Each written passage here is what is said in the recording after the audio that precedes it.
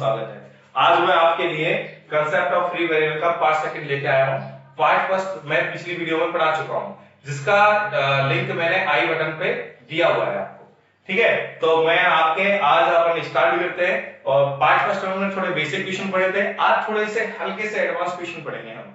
ठीक है, तो देखते हैं। ठीक है, देखिए स्टूडेंट्स, पहला क्वेश्चन आपका, यदि a plus B plus C बराबर 0 हो तो a square plus B square plus C square बटे ab plus bc plus ac का मान ज्ञात कीजिए। तो इस सवाल को हम सॉल्व करते हैं। अब देखिए, इस सवाल को सॉल्व करने का अनंत तरीके हैं। कितने तरीके हैं? अनंत। वो हमें कैसे पता अनंत तरीके हैं? क्योंकि मैंने आपको फ्री वेरिएबल का कांसेप्ट पढ़ाया है, फ्री वेरिएबल के बारे में बता चुका हूं कैसे हम निकालते हैं। देखिए, सबसे पहले हम देखेंगे ना अज्ञात राशि कितनी है। तो अज्ञात राशि कितनी है अपने पास? अज्ञात राशि है अपने पास 3, राइट। और इसको हल करने के लिए कितनी समीकरण दी गई है? 1। तो मतलब इनके बीच अंतर कितने का है? 2 का। तो 2 यहाँ पर वेरिएबल क्या है? फ्री है। 2 वेरिएबल फ्री हैं, तो 2 वेरिएबल फ्री हैं तो उनके मान हम कुछ भी रख सकते हैं। आपका मन करे जो रखिए, आपका मन करे जो करिए। मेरा मन करेगा मैं 1-1 रखूंगा, आपका मन करेगा आप 2-3 रखोगे, किसी का मन करेगा 3-4 रखेंगे। तो आप कुछ भी रख सकते हैं यहाँ पर। तो मैं v का मान यहाँ पर 1 रखता हूँ और c का मान यहाँ पर रखता हूँ 2 रखता हूँ। ठीक है, तो आप मुझे बताइए 1 प्लस 3 बराबर 0। तो a का मान कितना निकल का है बताइए? -3। आगे तीनों की वैल्यू, ठीक है, और ये तीनों की वैल्यू उठा के इसमें रख दीजिए, आपका आंसर आ जाएगा। ठीक है, तो a का मान बताओ कितना है? a का मान कितना है? -3। -3 का स्क्वायर कितना होता है? 9। b का मान कितना है बताइए? 1। 1 का स्क्वायर 1। c का मान कितना रखा है? 2। 2 का स्क्वायर 4। यहां क्या लिख रहा है? ab, a Guna b। a का मान कितना है? -3। b का मान कितना है? 1। तो -3 एकम -3, right. bc, b Guna c, 2 Ekam 2। a Guna c, a को c से गुना करो, -3 गुना 2, माइनस के कितना है? 6। ऊपर क्या है बताइए? 9 4 13 और 1 14। नीचे क्या आएगा बताइए? -3 और -6, माइनस के 9 प्लस के 2, माइनस के कितना है? 7 और 7 दूनी 14 और 14 2 किसका आएगा? माइनस का। तो आपके सवाल का आंसर आ चुका है। ठीक है, अगर यहां पर जैसे मैंने वैल्यू 1 और 2 रखी, तो किसी बच्चे का मन कर रहा है नहीं तो मैं तो 1-1 ही रखूंगा, तो वो 1-1 रख सकता है। अगर वो कहेगा नहीं मेरा मन कर रहा है मैं 2 और 3 रखूंगा, तो वो 2-3 रख सकता है। आप कोई भी वैल्यू रखिए, लेकिन आपका उत्तर ही क्या आएगा? -2 आएगा हमेशा। वो आप आराम से चेक कर सकते हैं। देखिए आपका सेकंड क्वेश्चन, यदि a plus b plus c बराबर 0 हो तो a square plus b square plus c square बटे b स्क्वायर माइनस ac का मान ज्ञात कीजिए। ठीक है, तो मैं वही कंसेप्ट लगाता हूं। तो आप मुझे बताइए यहाँ पर अज्ञात राशि कितनी है? तो आप बोलोगे अज्ञात राशि यहाँ पर कितनी है? 3। कौन कौन सी? a, b और c। और आपके पास समीकरण कितनी दी गई है? तो मेरे हिसाब से समीकरण आपको दी गई है, कितनी दी गई? मात्र 1।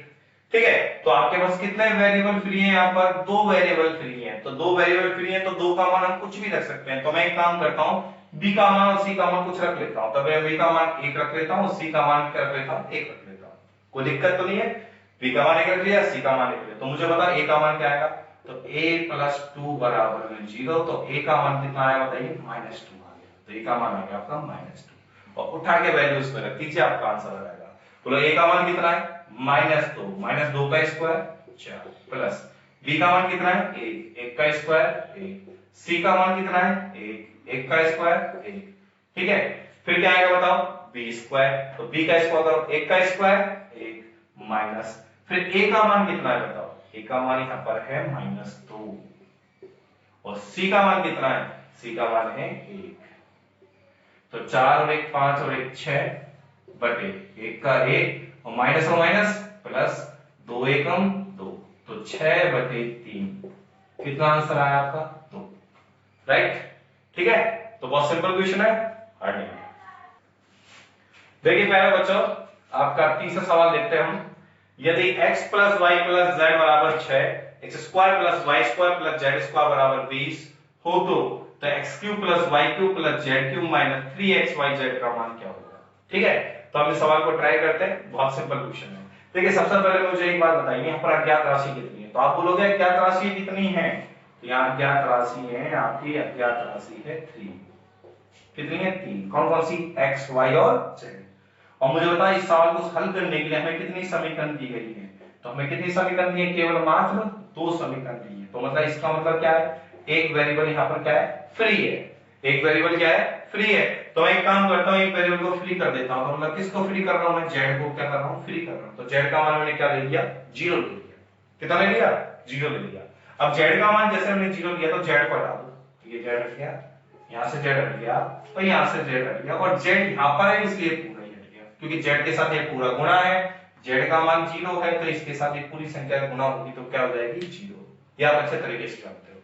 तो मुझे बताइए आपका x प्लस वाई का मान कितना है? 6, और X square plus Y square का मान कितना है बताओ? तो वो कितना है? 20। अब हमें मान किसका चाहिए? तो हमें मान चाहिए X cube plus Y, right? ठीक है। अब इस सवाल को हम दो तरीके से कर सकते हैं। यहां से या तो हम इसका फॉर्मूला लगाएं, या फिर हम यहां पर थोड़ा सा दिमाग लगाएं। इसमें थोड़ा सा दिमाग लगाना क्या है? हमें एक्स और वाई के मान चाहिए। एक बात बताओ, किसी एक संख्याओं का योग तो कितना है? 6 है, और उनके स्क्वायर का योग कितना है? 20 है। तो मुझे बताओ 20 के पास किसका स्क्वायर होता है? तो आप बोलोगे बच्चों 4 का स्क्वायर। तो ये मैं मान लेता हूं कि 4 का स्क्वायर है, मान लीजिए। तो बताओ 4 का स्क्वायर कितना होता है? 16, और 16 और 4 कितने हो जाएंगे? 20। मतलब ये किसका स्क्वायर होगा बच्चों? 2 का स्क्वायर होगा, पक्का।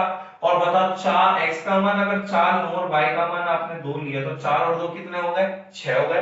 बिल्कुल आराम से हो गया। तो आप यहाँ पे रख सकते हैं। तो x का मान तो कितना है आपका? 4, 4 का क्यूब, और y का मान कितना है आपका? 2 का क्यूब। ठीक है, तो 4 का क्यूब 64, 2 का क्यूब 8, और 64 8 कितने हो गए? 73। तो आपके सवाल का आंसर आ गया है। एक बार मैं वापस रिवाइज कर देता हूं ऐसे। x प्लस वाई बराबर कितना है आपका? 6 है, और x square plus Y square कितना है? 20। अब मुझे बताओ किन्हीं भी दो संख्या का स्क्वायर कितना है? 20 है। तो मुझे बताओ 20 के पास किसका स्क्वायर होता है? तो आप सभी बोलेंगे 16 होता है। किसका? 4 का स्क्वायर होता है, राइट? तो 16 हो गया। और मुझे अगर ये 20 करना है तो मुझे यहाँ क्या चाहिए? 4 चाहिए, और 4 किसका स्क्वायर होता है? 2 का, राइट? तो 4 और 2 कितना हो गए? 6। पूरा नाम से सेटलमेंट बैठ गया। तो मैंने x का मान 4 रखा, y का मान 2 रखा। 4 का क्यूब 64, 2 का क्यूब 8, 64 8 72। बहुत सिंपल तरीका है, ठीक है? एक तरीका ये है, और दूसरा तरीका भी आप यूज कर सकते हैं, लेकिन उससे कोई मतलब नहीं है, टाइम बर्बाद है। ये बहुत अच्छा कंसेप्ट है। आप वैल्यू को सेटिस्फाई करके देखिए यहाँ पे, ठीक है? देखिए बच्चों, नेक्स्ट क्वेश्चन आपके सामने। यदि a प्लस बी बराबर k, a प्लस बी बराबर 1 तथा a cube plus b cube plus 3ab बराबर k हो तो k का मान ज्ञात कीजिए। किसका मान ज्ञात करना है? k का मान ज्ञात करना है। तो देखिए आपको दिख रहा है यहाँ पर अज्ञात राशि कितनी है? तो आप सभी को दिख रहा होगा अच्छे तरीके से, अज्ञात राशि कितनी है? तो अज्ञात राशि यहाँ पर आपको खूब अच्छे तरीके से कितनी है? 3। कौन कौन सी? a, b और कौन सी? k। और मुझे बताइए समीकरण कितनी दी है सवाल हल करने के लिए? तो आपको समीकरण कितनी दी गई है? 2 समीकरण दी है। तो इसका मतलब है यहाँ पर एक वेरिएबल क्या है? फ्री है। कितना वेरिएबल फ्री है यहाँ पर? 1। अब एक वेरिएबल फ्री है तो किसी को फ्री कर दो। तो मैं एक काम करता हूँ, b का मान क्या ले लेता हूँ? 0 ले लेता हूँ। अब b का मान जैसे 0 लिया तो ये कैंसिल हो गया, ये कैंसिल हो गया। b का मान 0 लिया तो ये भी कैंसिल हो जाएगा। अब मुझे बताओ a का मान कितना आया बच्चों? तो a का मान निकल के आया आपका 1। और सवाल कितना सा रह गया मुझे बताओ? a क्यूब बराबर में क्या आ गया? k। और a का मान कितना है बच्चों? 1 है, और 1 का क्यूब कितना होता है? 1। तो इसलिए k का मान कितना आएगा आपका? 1 आएगा। बहुत सिंपल है, बहुत सिंपल है। इसका मान उठा के नहीं लिखा, बहुत सिंपल क्वेश्चन, ठीक है? तो आगे आप नेक्स्ट क्वेश्चन देखें। अगला देखिए प्यारे बच्चों, यदि a plus B plus C बराबर कितना है? 6, a square plus B square plus C square बराबर कितना है? 14, a cube plus B cube plus C cube बराबर कितना है? 36 है। तो आपसे पूछा है मान a गुणा b गुणा c का मान ज्ञात कीजिए। ठीक है, तो इस सवाल को थोड़ा सा ध्यान देना, ठीक है? थोड़ा सा ध्यान देना। पहले मुझे बताओ यहाँ अज्ञात राशि कितनी है?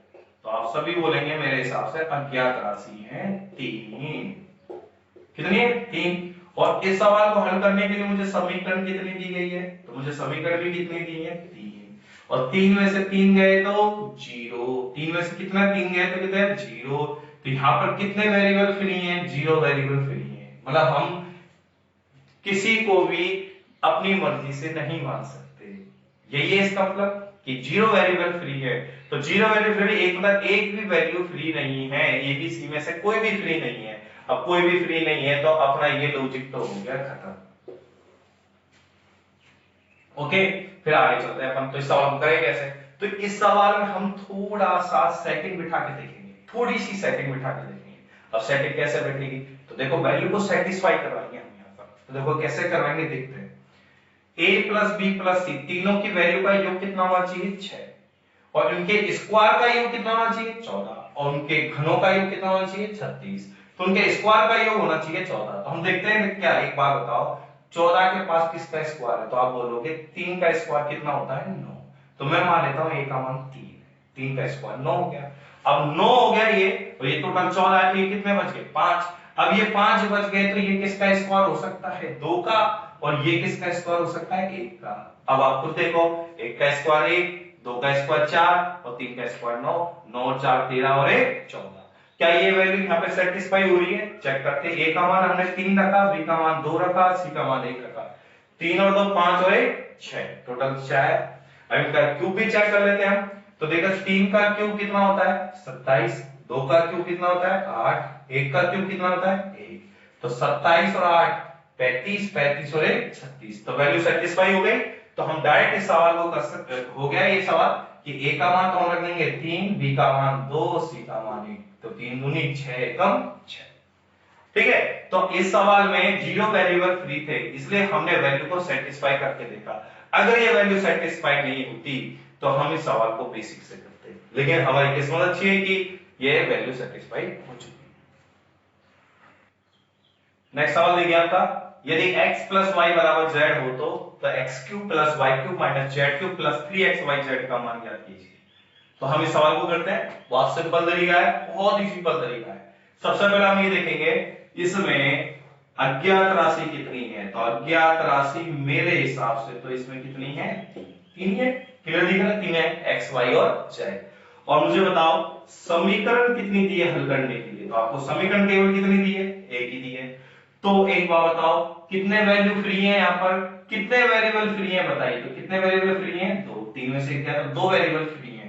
फ्री है 2 वेरिएबल, और 2 वेरिएबल फ्री है तो उनका मान हम कुछ भी रख सकते हैं। तो हम कुछ भी रख सकते हैं। कितने वेरिएबल का मान? 2 वेरिएबल का मान। तो मैं एक काम करता हूं, x का मान रख देता हूं 1 और y का मान भी रख देता हूं 1। कोई दिक्कत नहीं है, सेम रखो, अलग अलग रखो, कुछ भी रखो। मैंने कहा ना 2 वेरिएबल फ्री, उनका मान कुछ भी रख सकते हैं। z बराबर कितना आएगा बताइए? तो z बराबर 1 और 1 कितना हो जाएगा? 2।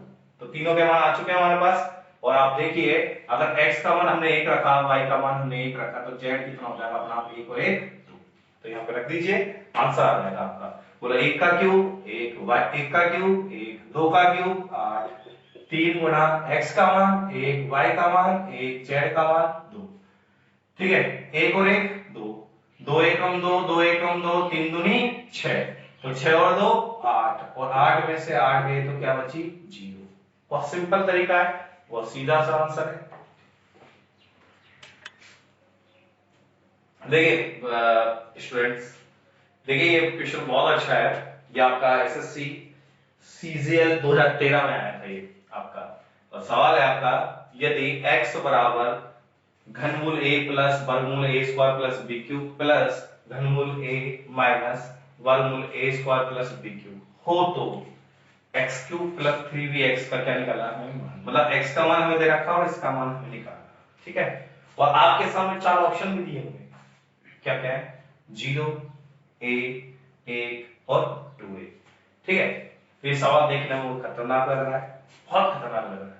और किताबों में इसका सॉल्यूशन बहुत एक एक पन्ने में दे रखा है। तो इसका हम शॉर्टकट सॉल्यूशन पढ़ेंगे, बहुत सीधा सा। पहले आप मुझे एक बात बताइए छोटी सी, क्या आपको जो 4 ऑप्शन दिए गए हैं उसमें आप देखिए या तो आ रहा है 0 या आ रहा है 1, या फिर जो आंसर आ रहा है वो किसकी फॉर्म में आ रहा है? ए की फॉर्म में। किसकी फॉर्म में? ए की फॉर्म में।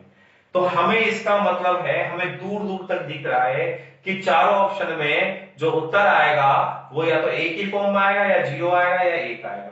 मतलब उत्तर बी की फॉर्म में नहीं आएगा। मतलब हमें जो उत्तर में बी नहीं चाहिए। अगर हमें बी नहीं चाहिए तो मैं बी का मान उठाकर क्या रख दूं यहां पर? 0। क्या रख सकता हूं? 0 रख सकता हूं, बहुत इजी तरीके से। क्योंकि मुझे देखो चारों ऑप्शन में बी चाहिए क्या, या बी की फॉर्मेट में आंसर चाहिए क्या? नहीं चाहिए। या तो हमें 0 1 की फॉर्मेट में चाहिए, या फिर ए की फॉर्मेट में चाहिए। तो मुझे बी नहीं चाहिए, तो मैंने बी को उठाकर 0 किया। अब बी को उठाकर 0 किया तो देखो क्या हुआ, ये 0 हो गया, कट गया, ये भी कट गया, राइट। अब मैं x का मान निकालता हूं यहां से, तो x का मान निकाल के देखते हैं। तो x का मान निकालते हैं तो देखो a स्क्वायर का वर्गमूल लेंगे तो बच्चों क्या आएगा, a आएगा, और a और a कितना हो जाएगा 2a, तो घनमूल कितना आएगा 2a। सभी को दिख रहा है, दोबारा देंगे, a स्क्वायर का अंडर रूट कितना आएगा a, और a और a कितना लेंगे 2a हो जाएगा, और ऊपर क्या लग रहा है बच्चों घनमूल, तो घनमूल लगा दिया, प्लस a स्क्वायर का अंडर रूट कितना आएगा बच्चों a, और a में से a गया तो क्या आएगा 0, तो 0 को लिखो चाहे मत लिखो, हटाओ। अब मुझे ये तो x का मान कितना आया बताओ, x का मान अपने पास आ चुका है, अब हमें मान किसका निकालना बताओ, x³ प्लस 3bx। अब आपको एक बात पता है, हमने b का मान क्या रखा है 0, अब अगर b का मान आपने 0 रखा है तो ये कैंसिल हो गया, सवाल कितना सा बचा हमारा, केवल हमें किसका मान निकालना है x³ का, किसका मान निकालना है x³ का, तो हम क्या करेंगे इसका क्यूब कर देंगे। अब इसका क्यूब करेंगे तो यहां तो हो जाएगा x³, और जब इसका मैं क्यूब करूंगा तो घन से घनमूल कट जाएगा और मेरा उत्तर आ जाएगा 2a। कितना निकल कर आएगा 2a, क्योंकि मैं इसका क्यूब करूंगा तो यहाँ x का क्यूब x³, और जब इसका हम क्यूब करेंगे तो क्यूब से क्यूब रूट कट जाएगा, मतलब घन से घनमूल कट जाएगा, तो क्या निकल के आएगा उत्तर आपका 2a आ जाएगा।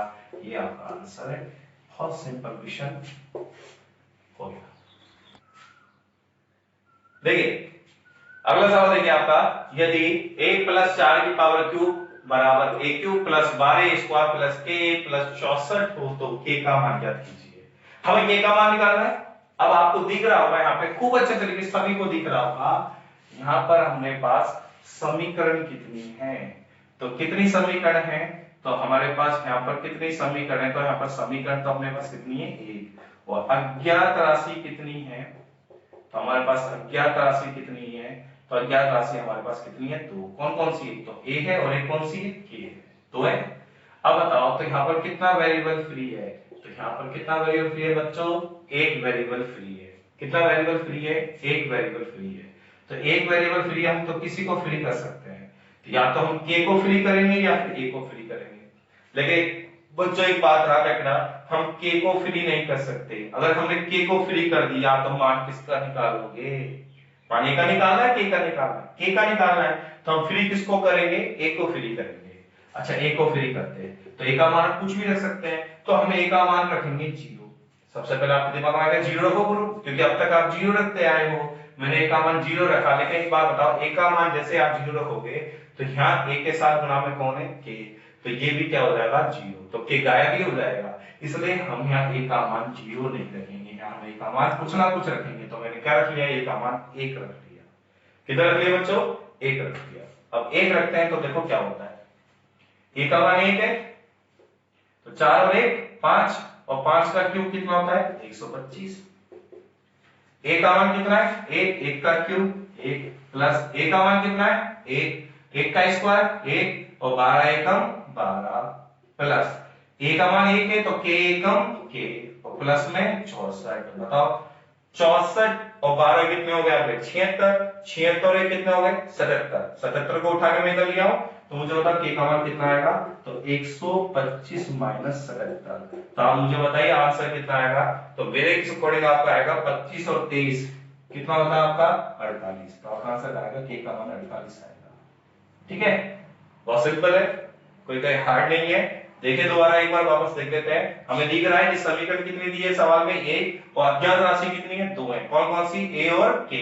तो इस हम कितना वेरिएबल फ्री है, यहाँ पर एक वेरिएबल फ्री है, तो मैंने क्या करा a को मान 0 रख दिया, लेकिन 0 रखने पर k भी गायब हो जाएगा। अगर a का मान 0 रखा तो 0 को इससे गुणा करेंगे तो ये भी क्या हो जाएगा 0, और ये 0 हो जाएगा तो फिर निकालोगे मान किसका, तो हमारे पास दोनों वेरिएबल गायब हो जाएंगे। तो हम क्या करते हैं, a का मान है रखेंगे 1 रखेंगे, और 1 रखने पर हम देखते हैं, पूरी कैलकुलेशन करके देख लेना a का मान कितना है 48।